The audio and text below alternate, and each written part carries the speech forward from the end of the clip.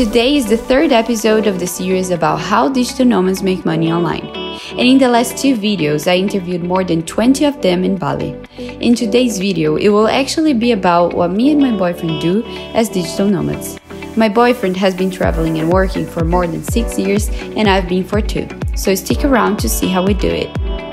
Well guys, after interviewing all those digital nomads and getting to know what they do, and also learning about different professions that you can do and travel the world, I'm here to also share what I do, and I'm here with my boyfriend. He's also a digital nomad, and we want to share what we do, because I think a lot of people that are not digital nomads or don't work online, they are always wondering and asking us like, how do you manage to travel so much? How do you do you work? Some people think we don't work at all, or whatever. They think a bunch of different things that well, we want to say what we actually do and what we actually work on.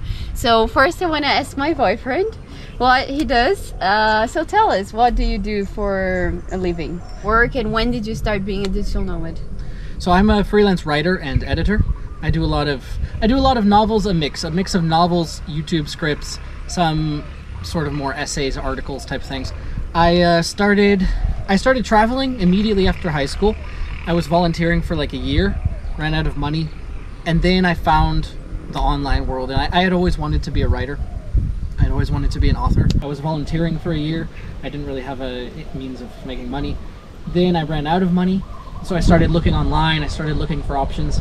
I ended up getting certified to teach English, and I taught English for like a semester, half a year, maybe 8 months, as I was working on my freelancing portfolio and career. So I started off on Upwork, which is an online platform where you can find lots of jobs, pretty much anything you can think of to do digitally, like video editing, photography, music, even like virtual assistants, office, data entry, anything you can think of to do online or on a computer remotely, you can find on there. But I started ghostwriting. So basically I write for other people. Someone will have an idea for a story or a book. Nowadays also more articles and essays, but they don't have the skill or they don't have the time to write, so they pay me. And then usually, traditionally with ghostwriting, my name doesn't appear, so their name, the rights would go to them and everything. Nowadays I've built up my portfolio a lot and my connections, so I have a lot more freedom to choose clients, sometimes with the advantage of having my name appear. Sometimes it's no longer actually ghostwriting, but just writing like proper articles or essays for different platforms or whatever. But yeah, that's what I do, a mixture of writing and editing. And how does it work? Like, someone gets in touch with you like through the platform, or how does it work, the job itself, to be a freelance writer? Yeah, so generally at the beginning I didn't really have many connections. I didn't have a reputation. I didn't have a degree. So I would find all my clients on the platform, and I started off working for very little pay, very work intensive. Most of the time I would have to go, I'd scroll through all the posted jobs and I'd apply to the ones that I thought I could do a good job. And slowly through the years you start to get reviews. Maybe some clients will rehire you or refer you to their friends. And so slowly, I would say nowadays maybe I get 50% of my clients through personal connections and 50% through Upwork still. On Upwork you do pay a kind of annoying fee. It might have changed recently, but it was originally like 20% until $500 with one client, and then 10%, and then 5%. So it's a kind of large fee, but yeah, so I contact the client. Usually they have some sort of idea. Say it's a novel, they have some sort of idea for the story. Maybe it's something they've always wanted to tell. They have a few character ideas, maybe a message, but usually I'm pretty involved in the actual outlining process. Especially as the years have gone on, I've become more confident when it comes to how to relate to an audience, you know, finding your niche, finding your target audience, pacing, where to cut stuff, where to develop stuff. Usually I'm involved in that sort of process, and anything that's not measurable like that, anything that requires a mixture of discussion and writing and editing and outlining and maybe sometimes research, anything that's sort of difficult to measure, I usually charge hourly, and then anything that's just solid writing is usually per word, or per 10,000 words is typically the sort of measurement for novels, because they're usually pretty large. So like, what, 10,000 words would probably be, it depends. It depends on the word processor you're using. But a book can range from like, 60,000 to 300,000 words, say. Now that you know, like, you have been a freelance writer for a while, and you're more settled, you have your clients since a while, like the same clients, more consistent work. Are you thinking of like doing only that, or you're trying to expand? Because you said you're getting interested in other stuff, and I know you have a YouTube. Well, so I want you to tell us a little about of your other interests and what you're planning to do. I've actually managed to integrate a lot of my other interests with the writing, because maybe about half my work nowadays is writing for YouTube or other sort of smaller, scripts, essays, that sort of thing. Subscribe to his YouTube. It's Jesse Tate. Yeah, a lot of my work, and then leading me to realizing that I have interests in philosophy. I post about philosophy, storytelling, some sort of just more basic general film review, book review type stuff, but then also kind of a deeper storytelling critique. How do humans tell stories and why? And also philosophy. And I'm probably going to branch into politics, and really I don't have a exact niche in mind. I'm just kind of exploring everything I'm interested in and seeing where it goes. But I do write also for money for channels on like history, historical thinkers, philosophy, science and tech, and futurism and AI. Nice. Last question that I wanted to ask you, if you want to share. How much money do you make per month? I started off earning like $3 an hour or something. Very quickly moved to my second client was a post-apocalyptic series, and it was like $150 for 10,000 words, and I was writing very slowly, so it probably figured to like $7 an hour. That was for like half a year, and then it was like 9 to 13 to 20 very quickly, and then the last several years it was a bit slower to like 35. Now it's just pretty good money, like it depends, but like 55 to 70 an hour depending on how fast I work. Good enough money to travel. I always make enough money to support myself wherever I am. Nice. So that you guys know everything that Jesse does as a digital nomad and everything he's gonna do, don't forget to subscribe to his channel and check the film reviews, the philosophy, and everything he posts about is very good. Sorry, I was just like looking off into it. Now I'm gonna say what I do. I think you guys, if you've been following me, or if not, make sure to subscribe and follow me on Instagram. I'm a freelance photographer, freelance videographer, and also I do editing. That's what I do. I want to say how it works. It depends. I have different income streams, and I think that's the best way for you to become a digital nomad, or for you to become a freelancer, is not just having one type of income. So my income comes from Upwork is one. Upwork is where the platform for freelancers. If you have a skill and you want to offer but you don't know how to find clients, go to Upwork. Upwork is good. Yeah. There are other platforms. Yeah, but I found Upwork the best.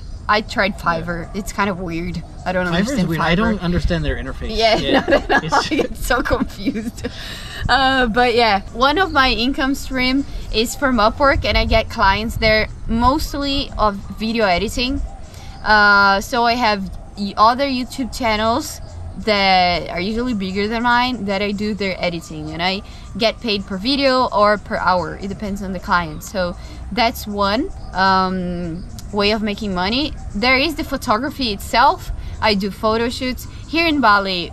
I've been finding it pretty easy to find clients, I guess, because Bali is such a touristy place. There are a bunch of people that are willing to pay good for photography.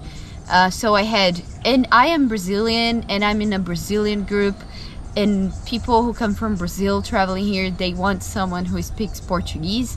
So most of my clients in Bali are actually Brazilian. So they should talk to Portuguese people. Shut up. Well, most of my clients here are Brazilian. So I went on trips, like 10-day trips with clients. They pay all the expenses, they pay like food and accommodation, plus my day rate. So that was pretty nice. I do the normal, like, engagement photography, like couple photography. If I'm open, you know. I think in the future, when I have more consistency, I want to choose more my clients. Well guys, my GoPro died, so I'm gonna do the rest of the video with my phone. But yeah, so I got the photo shoots here. I also sell prints online of my photography. There are months that I sell none, there are months that I sell some, so it's always nice when I sell more. I think I should put more effort into it, because then it's like a passive income. I didn't do anything, someone just go in my website that I'm gonna put here, you can buy some as well. And it's, well, yeah, so basically those are my income streams. I am putting a lot of effort now to grow on YouTube, and hopefully one day I'm gonna be making money through my own content as well. I feel like that's one of my biggest goals at the moment. Yeah, so my income also depends. I usually try to see it per hour, but it depends. Like, I think per month I sometimes make 1,500, I can make 3,000, I've made 3,500, so it fluctuates depending on my effort, to be honest. Yes, of course.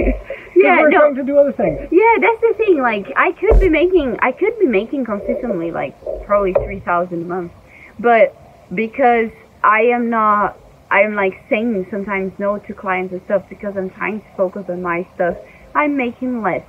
But And that's my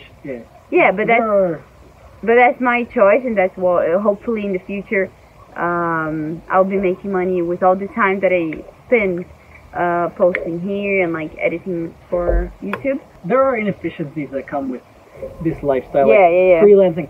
A lot of people suggest just increasing your rates by like 20 or 25% when you're freelancing, just because of whatever various factors, like the overhead costs. You have to supply all your own office, whatever. Your own office, yeah, schedule. insurance. Trying to maintain just a highly productive schedule with compartmentalized time that still lets you travel and enjoy. That's something I've struggled with a lot. Yeah. Well, I think that's everything I wanted to share in this video. I wanted to share what digital nomads do, how they live, what we are doing, and I think I talked to a very good amount of people with a big variety of professions, of lifestyles, and that's exactly what I wanted to do here in this video. So you could see which options are out there, you know? You can work with so much nowadays. As you saw, you can build a dating app, you can be a dating consultant, you can be, you can do e-commerce of home decor, like the guy, you can do freelance photography, video editing, you can do freelance writing. It's like, it's a big online world that if you want to get into it, do your research, talk to people, message me if you want. Yeah, so I hope you enjoyed it, and I hope you appreciated listening to all this content. And yeah, please subscribe to my channel if you're interested in more travel stuff. I don't post just videos like that. I also post vlogs, more cinematic stuff depending on what I'm doing. So yeah, subscribe to see more of my adventures and more of my life. Ciao! No, I overthink. It's terrible. Bye. Again.